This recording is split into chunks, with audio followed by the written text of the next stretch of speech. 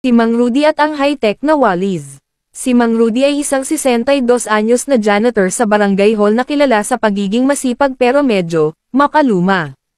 Isang araw, biglang nag-donate ang munisipyo ng bagong gamit sa kanilang opisina, isang high-tech, voice-activated na Wallis Tingting na gawa pa raw sa Japan. Voice-activated. Di pag sinabi kong Wallis, gagalaw.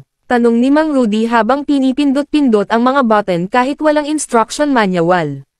Dumating si Kapitana at sinabing, "Oh Mang Rudy, subukan nyo nga ang Wallis.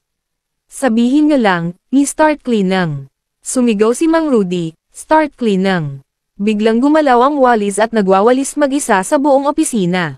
Napasigaw si Mang Rudy, "Aba, multo ba to?" Tumakbo siya palabas ng opisina, iniwan ang high-tech na Wallis na nagwawalis pa rin.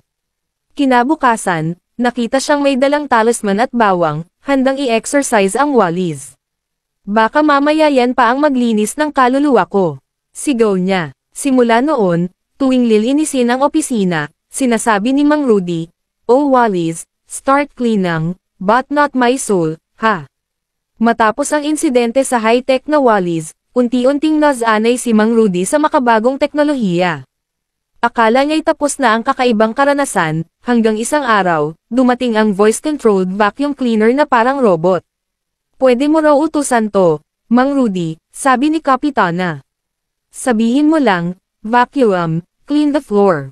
Medyo confident na si Mang Rudy ngayon. Tinapik niya ang vacuum cleaner, tumikim pa, at sinabing, "Vacuum, clean the floor."